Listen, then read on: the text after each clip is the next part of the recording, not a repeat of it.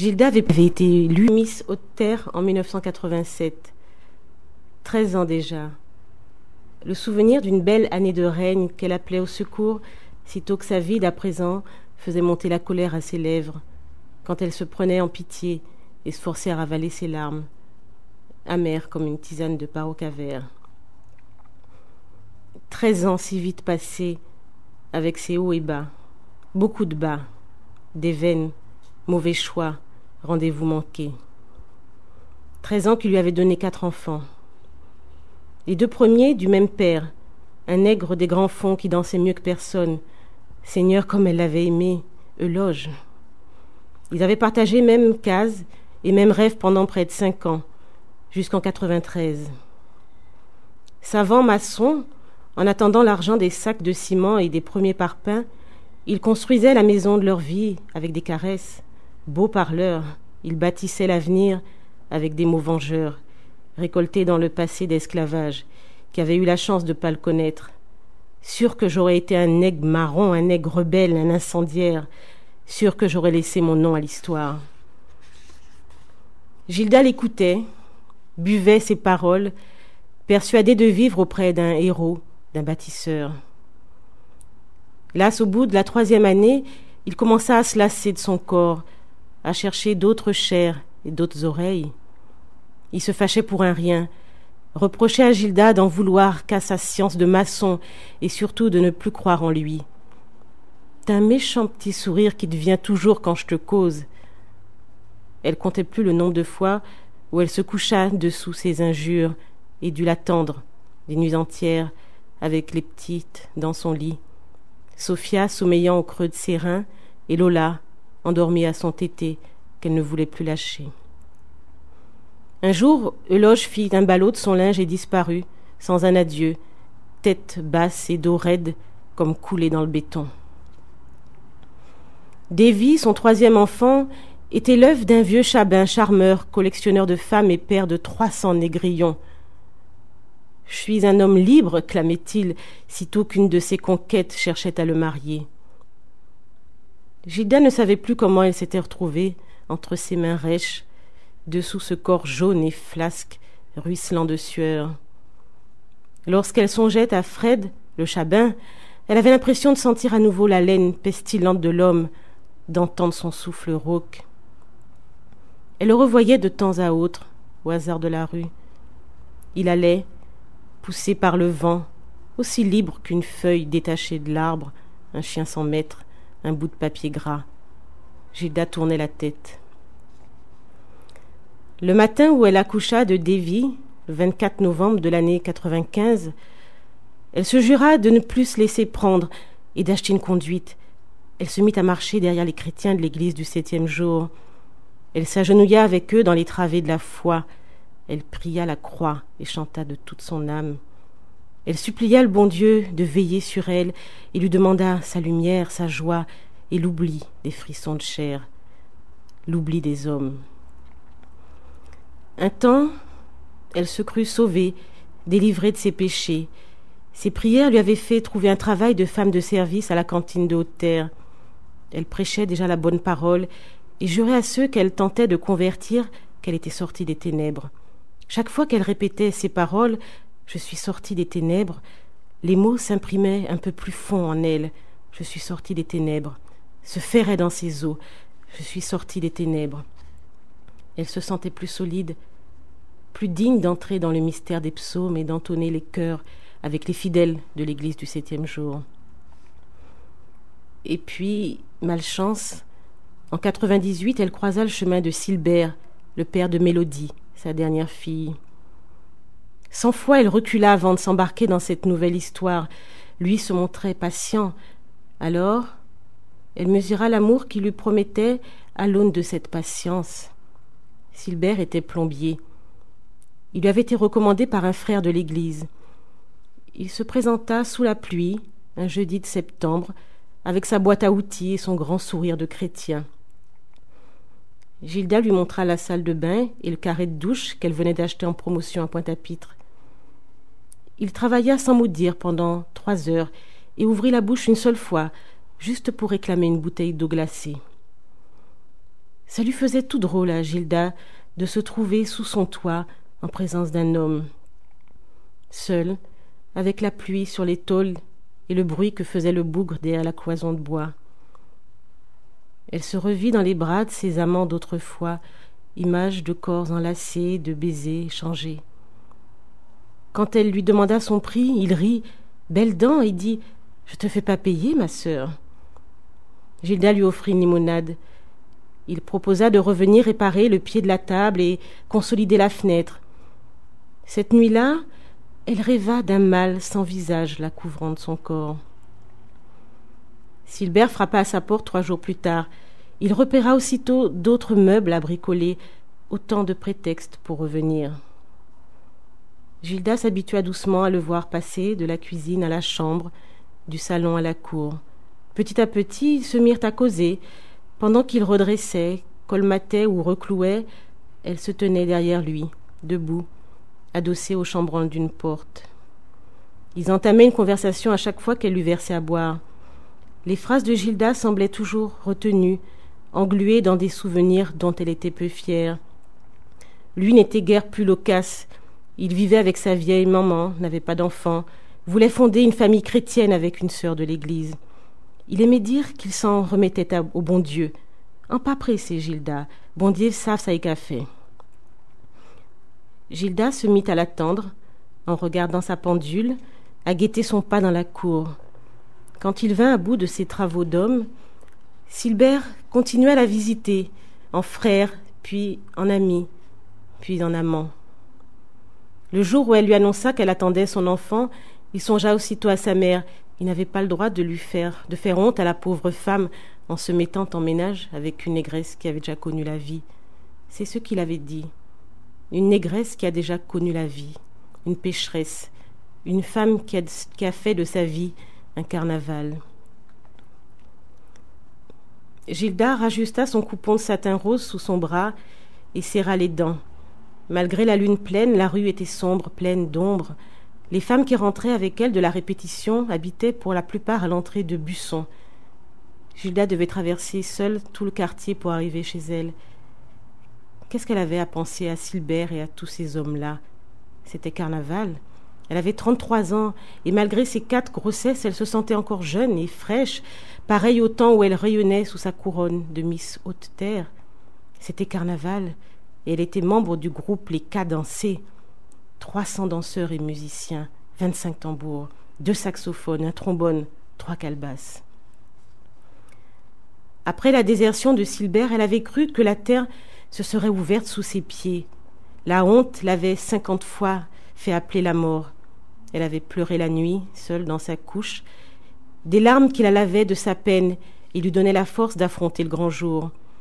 Elle avait porté mélodie à la manière bandée de ces femmes matadors qui pointent le ventre et attendent les colibets, l'injure en embuscade au bord des lèvres. Amère, elle avait abandonné les bancs de bois durs de l'église du 7e jour où Silbert priait son Dieu de lui envoyer une vierge. À la fin de la répétition, Odette avait donné le modèle de la tenue du Mardi Gras. Pour les hommes, une chemise blanche nouée sur le devant, un pantalon 3/4 de satin vert et un grand chapeau de paille. Pour les danseuses, un genre de jupe brésilienne avec froufrou et volant, une brassière qui dévoilait la moitié des seins et mettait le ventre à l'air. Les femmes avaient ri. La plupart n'étaient pas de la première jeunesse. Il y avait pas mal de grosses à la chair épaisse et plissée, des négresses de 40 ans passés que la vie avait déjà bien malmenées. Elles savaient qu'en montrant leur ventre et leurs seins lacérés de vergétures, elles révélaient en même temps leur âge et des morceaux de leur vie, mais elles s'en fichaient. C'était carnaval. Pendant 4 jours, elles allaient remuer les reins au rythme de la musique, mouliner des hanches et sauter, suer et s'étourdir au son des cas frappés. C'était carnaval. Elles avaient le devoir et le droit de danser, de crier, de chanter dans toutes les rues. Elles seraient les reines du dimanche, du lundi, du mardi gras et du mercredi des cendres, les belles qu'on admire et jalouses, celles qui défilent et qu'on applaudit. Elles ne seraient pas en pénitence sur le trottoir, pareilles aux badauds qui, dessous leur parasol, dansaient sur place, petits pas timorés, en shred. C'était carnaval. La rue leur appartiendrait pendant 4 jours. 4 grands jours de liesse où, au pied du roi Vaval, elles déposeraient tous leurs chagrins de femme, toute leur misère de mère. 4 jours durant lesquels elles montreraient au monde que si la vie les avait mises de côté, elles n'étaient pas mortes, pas encore. 4 jours à danser, à chanter, à crier la vie. 4 jours où elles seraient portées par le son du tambourka qui résonnait si fort en elles, remuait les sangs, faisait taire la fatigue, danser, chanter, jamais lasses, c'était carnaval. Parfois, étourdies de musique, elles avaient le sentiment que leur cœur ne faisait plus qu'un, était le tambour, la peau tendue du tambour sur lequel frappaient les hommes. Elles se sentaient vivantes, tellement vivantes. Alors elles avaient envie de retenir les heures qui filaient toujours trop vite, retenir le soleil qui se couchait trop tôt, retenir le son du ca qui couvrait tous les bruits quotidiens de leur vie, retenir le roi Vaval qui mourrait le mercredi des cendres et ferait d'elles des veuves, des femmes seules, montrées du doigt et jugées au nombre de leurs enfants sans père, des abandonnés. C'était carnaval. Le groupe cadencé avait mauvaise réputation. Son nom était associé à Busson, ce quartier de haute terre construit vitement sur une bananeraie après le passage d'un cyclone au nom oublié. Les cases peintes de couleurs vives avaient été livrées après belle inauguration et coupées de rubans tricolores. Symboliquement, le maire avait remis les clés aux heureux propriétaires. Des discours aux mots choisis s'étaient succédés. Dignité, misère, chance, déshérité. Mots qui demeurèrent longtemps gravés dans l'esprit de Gilda. Puis le beau monde était reparti avec les caméras de télévision, les flashs des photographes. Et les cases s'étaient ouvertes sur les pièces vides, les murs de parpaings nus, la cuisine sans évier, la salle de bain sans lavabo ni douche. Juste un WC. Gilda emménagea avec ses 3 premiers enfants. Pendant un temps, ils se baignèrent dehors, aux tuyaux raccordés à une arrivée d'eau. Et puis, au fur et à mesure, elle acheta le nécessaire. C'était le lot de chacun. Beaucoup de femmes sans hommes, mais des familles aussi, nombreuses, des érémistes, des allocataires de ceci ou cela, des jobbers de toutes catégories, des ouvriers de la banane, des débrouillards, des joueurs de dominos, des petits employés de la mairie, des tâcherons du dimanche, des pêcheurs occasionnels, des jeunes qui touchaient à l'herbe, volaient à gauche et à droite et s'ennuyaient en classe. Un assortiment de gens qui venaient des 4 coins de Haute-Terre et s'étaient retrouvés voisins du jour au lendemain. Busson ne dormait jamais. De jour comme de nuit, on entendait de la musique, des pétarades de mobylettes, des cris mêlés, des cocoricots, des abois, des coups de marteau sur les tôles, un tintamarre de bétonnières et de débroussailleuses. Nestor, Glorieux et Patrick, les fondateurs du groupe, étaient frères. 3 mécaniciens bricoleurs décidés à changer l'image de Busson. Ils avaient d'abord commencé à se réunir dans un hangar désaffecté où se faisait autrefois le tri des bananes. Tous les vendredis soirs, la bande à Nestor frappait le tambour. Au début, 2, 3 grincheux grognèrent, disant qu'il y avait assez de désordre à Busson et que ces tambouillets-là fatiguaient le monde. Mais d'autres prirent l'habitude de les écouter à l'entrée du hangar, de danser, chanter avec eux. Lorsque Glorieux parla de créer un groupe de carnaval à Busson, 25 nègres et négresses se portèrent volontaires et jurèrent de ramener du monde. Gilda promit de venir, voir, juste voir, prendre la température, se rendre compte de visu. Mélodie avait à peine 3 mois. C'était la 2e fois que Gilda allait courir les rues avec les gens de cadencés. Ils étaient devenus sa famille, 300 personnes. Le quartier n'était pas entré en sainteté. Il y avait toujours des cris, des pétarades, de mobylettes, des trafics d'herbes, des vols et des sérénades de jurons. Mais carnaval approchait. On sentait que les querelles s'étiolaient, les vols se raréfiaient. Ils n'avaient plus que ça en tête, les gens de quartier Busson. Carnaval. Celui qui venait devait être le plus beau. Carnaval de l'an 2000. Fallait tout mettre en œuvre pour gagner l'élection du meilleur groupe. Eux, les pauvres bougres, les femmes seules et les enfants sans père de quartier Busson, ils devaient montrer au monde qu'ils étaient les meilleurs danseurs, meilleurs musiciens, meilleurs chanteurs. Nestor avait juré que c'était possible, et aux dernières répétitions, chacun y avait cru. Le son des tambours s'élevait dans le hangar comme une musique sacrée dédiée à Dieu. Les danseuses étaient belles, même les vieilles et les grosses.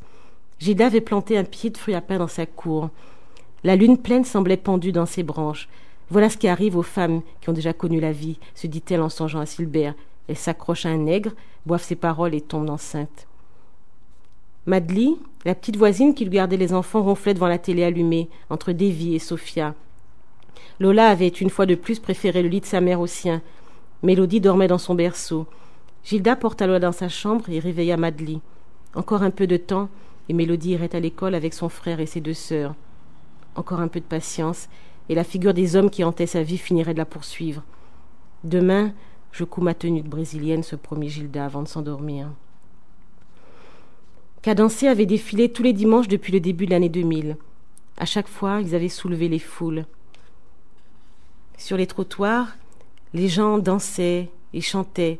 On les hélait comme des amis, on les applaudissait. Ils faisaient rire les enfants et sourire les grands-mères.